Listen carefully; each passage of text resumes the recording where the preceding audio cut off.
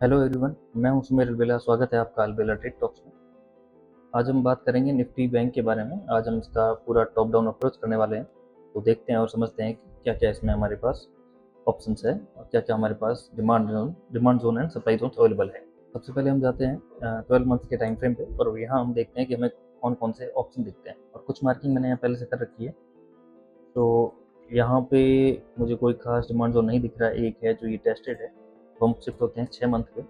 6 month पे यहाँ मुझे कुछ खास नहीं दिख रहा है, जैसे कि मैंने मार्किंग कर रखी है 3 मंथ पे।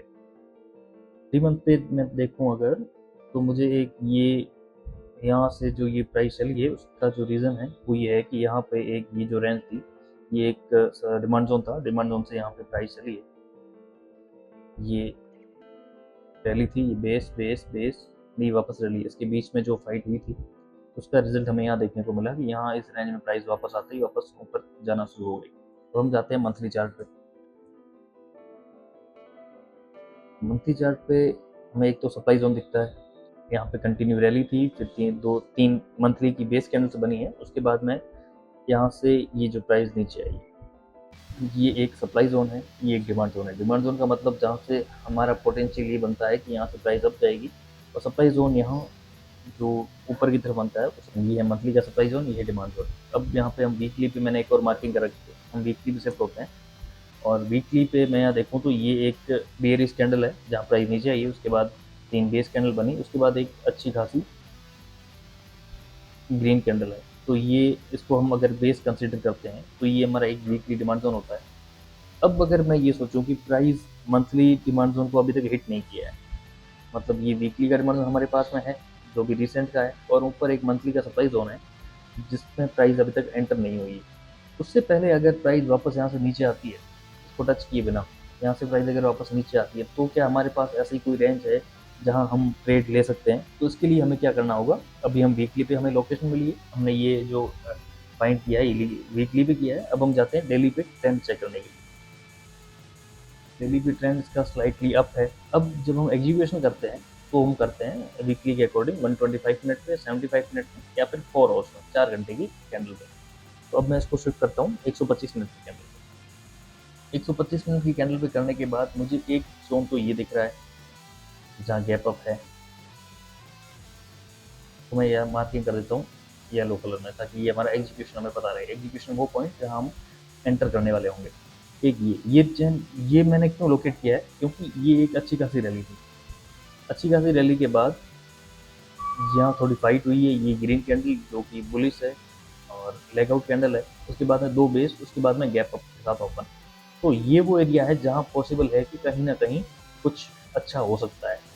बट अगर प्राइस इस जो हमने मार्क किया था पहले मंथली का सप्लाई जोन, इसको अगर हिट करती है, इसको टच होके फिर यहाँ पे आती है, तब मैं इसको बिल्कुल भी ट्रेड नहीं करूंगा अभी की सिचुएशन के अकॉर्डिंग। तब मैं क्या करूंगा, तब मैं नीचे कुछ मुझे और जोन दिख रहे हैं। ये जोन, फिर एक ये। सी जितनी जो भी एग्जीक्यूशन का पॉइंट हमारे लोकेशन के सबसे ज़्यादा नज़दीक होगा, वो उतना ज़्यादा स्ट्रॉन्ग होगा। अब ये अभी के लिए टेम्परेरी क्विक ट्रेड के लिए हम इसको कंसिडर कर सकते हैं, बहुत ही छोटे टाइम फ्रेम के लिए, बहुत ही कम टाइम के लिए, क्योंकि ये इसकी सिचुएशन ही ऐसी है। अब अगर यहाँ प्राइस हिट होके आती है तो फिर मैं कम से कम वेट करूंगा इस वाले जोन का, ये जो रेड कैंडल है इसका। तब मैं इन दोनों के लिए भी वेट नहीं करूंगा, क्योंकि हो सकता है कि मंथली का सप्लाई जोन है और वीकली की एग्जीक्यूशन पे 125 मिनट की कैंडल पे ये काफ़ी वीक हो जाएगा मंथली के सप्लाई जोन को देखते हुए। इसलिए हम करेंगे इसको छोड़ के इसका वेट। अब थोड़ा सा हम ये समझते हैं कि होता क्या है जब टाइम फ्रेम, लोकेशन, ट्रेंड, इसका एक पता कैसे चलेगा। उसके लिए मैंने एक कुछ ये बनाया है। ये है लोकेशन, ये है ट्रेंड, ये एग्जीक्यूशन। इसका मतलब ये है कि जो हमने लोकेशन फाइंड की थी, जो हमारी मार्किंग शुरू होती है, वो होती है उसके अकॉर्डिंग। जब भी हमें ट्रेंड मिलता है, जब भी हमें ट्रेड मिलेगी, उसके अकॉर्डिंग हम डिफाइन करेंगे कि हमें एंट्री कब लेनी है और ट्रेंड कब चेक करना है।